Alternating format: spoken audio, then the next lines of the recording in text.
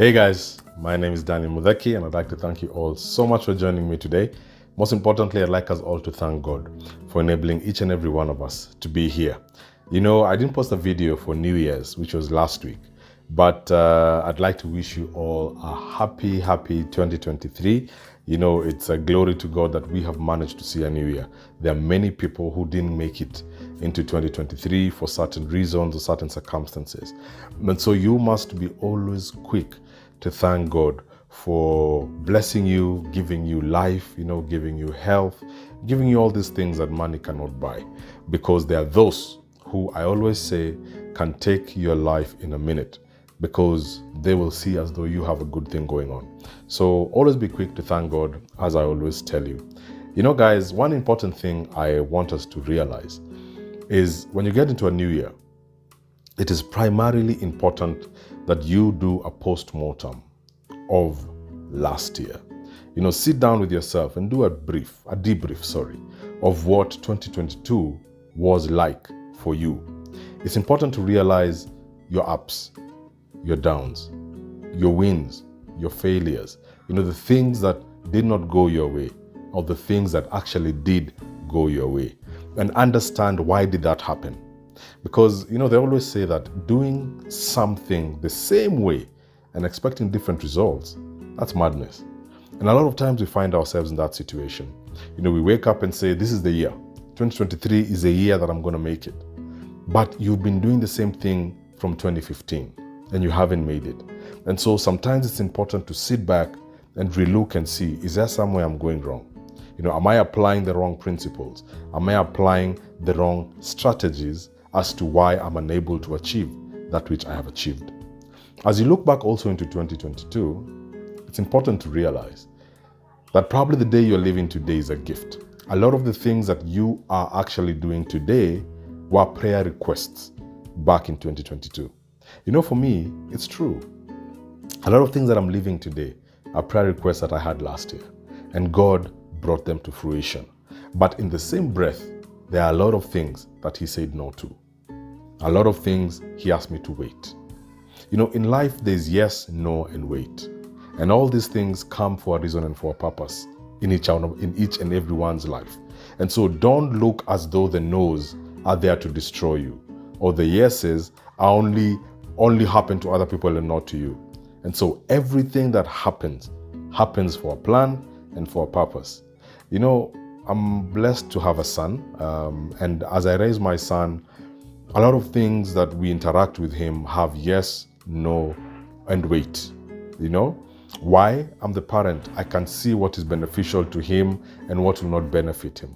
I look and see, what, Gabriel, at this age, if you do this, it will not benefit you. And so my answer to a question he'd ask at that point maybe would be no, or wait until he's old enough. And so this is also the same thing that happens in our lives as well. God will tell you no, God will tell you to wait, or God will tell you yes. So look at last year and see, what were you told no on? What were you told yes on? And what are you required to wait upon? Another thing I'd like us to talk about on this video, it's not going to be too long, but it's something I came across the other day just reading I like reading a bit. So I was reading some stuff and I came across a Japanese way of doing things. And it's called the 5S method, okay? The 5S method. And this was pretty cool. The 5S method is something that is used in factories and industries, okay, in Japan. And it brings efficiency and proficiency and effectiveness in the workplace. And I realized that you can also copy-paste this in your personal lives. So let's talk about the 5S, and we'll talk about how you can also put this into your life in 2023 to ensure that you get the best efficiency out of everything you do. And the first S is sort. Sorting out things is separating, getting things all together and looking and seeing what is used, what is not, what is necessary, what is not. Like in a factory, they ask you to sort your tools. What tools do you use but are so far away that you need them closer? You understand what I mean? So sort things out. The other day I took my car to the car wash, and I asked the guy, boss, clean kila kitu. So he opens up the boat, the bonnet and everything.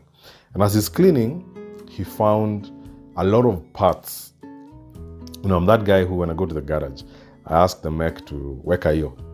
You know, if they remove brake pads, ball joints, whatever they change, I put it in the car. So I end up having so much unnecessary luggage or baggage, okay? And so my car has more weight than necessary. Then on the flip side, I still say, oh, I need better fuel consumption. But you see, the thing is, I'm walking around with unnecessary weight. And so we had to sort these things out. So we went through and realized all these things are useless. You have spark plugs, air filters, things that you don't need. Zilishatolewa, because probably they're finished and they're old and they're damaged. And so remove those things and throw them away. And that's the same thing in our personal lives today. We are carrying so much baggage that is unnecessary, and this weighs you down. So my brothers, it's important. Sit down and sort out your life. Separate this and the other, because there are many things that you have that you are carrying around that are not helpful. So number one, sort. Secondly, is set in order. You know, in the factory, right after they've sorted things out, you know, important, not important, necessary, used, not used. They've sorted things out. Now what they do is they set in order, okay? Put things in reachable spaces, all right? Don't put things too high that for you to reach it, and it's a tool you use every day, but for you to reach it, you must step on, you know, a ladder, and it's risking your life. You could fall, you could injure yourself. So set in order. Put things in accordance to necessity and how they are used. This is the same thing we need to do in life. Set in order primarily sounds to me like find your priorities. Set your priorities straight. After you've sorted things out, now set your priorities, okay? What it is that you want to do in the first quarter. What do you want to do in the second quarter? What do you want to do in the third and fourth quarter? You know, unless you do that, then everything will be haphazard, all right? You'll end up starting with things that are not vital and neglecting things that are primarily important in your life. So it's absolutely important that once you have sorted, then you set things in order.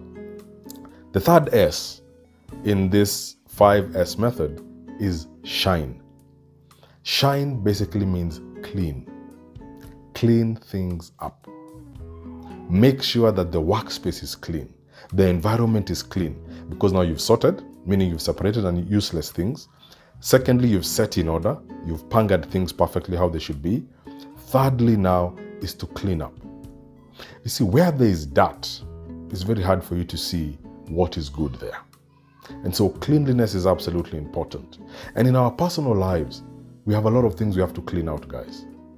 You know, there are habits we've cultivated that will not lead us to achieve that gift, that which God has for us. There are behaviors that we have allowed to linger in our lives that cannot take us and help us achieve what we want to achieve. There are friendships that we are holding on to that cannot deliver that which God wants us to achieve. There are relationships and environments that we are in that are not healthy. And it's time to clean. Clean out. Bring in clean things into your workspace. Bring in clean things into your life. Do away with that habit that keeps holding you back. That is the S of shine. Once you've sorted, once you've set in order, you gotta clean and make sure things are in order. The fourth S is very important, man. And this is standardize. Create standards. What are standards? Standards are basically the regulations that you put in place to ensure that whatever it is you have done remains the same. You know, the biggest challenge we have in life is we start something but we never complete it. We do something but we never complete it. You know, in January, all of us have resolutions. Some of you have paid subscription for gym subscriptions for the year. Some of you have joined the book club you said you always join. Some of you have done, you know, whatever it is you've decided to do this year. But the biggest fear is it will not be completed. And this is because there's no standardization. You haven't set systems. You haven't set rules and regulations that will dictate or drive you to make sure that whatever it is you have sorted, whatever it is you have set in place, whatever it is you have cleaned will remain the same. And so it's absolutely important, my friends, that we set standards. These are the rules and regulations that will help you maintain that which you have sorted, that which you have set in order, and that which you have cleaned. You must do this. You must be answerable to these laws that you set in place. Mechanisms that will help you to achieve these things. And so make sure that you sit down and realize, what kind of standards do I have to set? Values, your ethics. Those are the things that will guide you in making sure that you achieve that which you want to achieve. And the final S, my brothers and sisters, is sustain. It is useless if we put all this effort and not sustain. Sustainability is only a reality where there's discipline. And so you must invoke discipline in your life. Discipline is standing in the small, narrow road that you need to be in.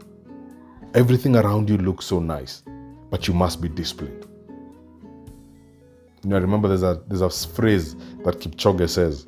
He says that the free are the only ones who are disciplined. If you are disciplined, you have freedom. But if you don't have discipline, you're a slave in life. And so for you to sustain all the other S's, discipline must be part and parcel of your life.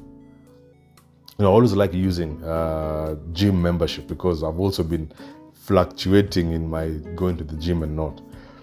Because without discipline, I'm telling you, there are mornings you'll wake up and you don't feel like going to the gym. You don't want to. But did you set in order? Yes. Did you set standards? Yes. But when you don't have the discipline to wake up, when you don't feel like to go to that gym and work out and focus, then it's unsustainable. Okay? And so whatever it is you have set in place for 2023, you must have sustainability. And this is only applicable where there's discipline. Okay, guys?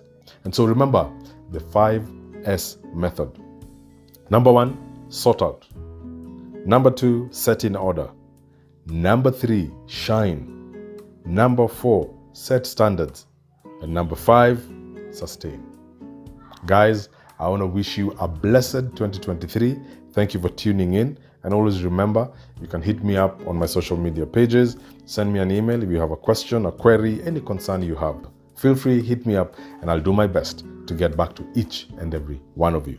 Until next time, may the Lord bless you, may He keep you, may He shine His face upon you, and be gracious to you. Take care, guys, and God bless.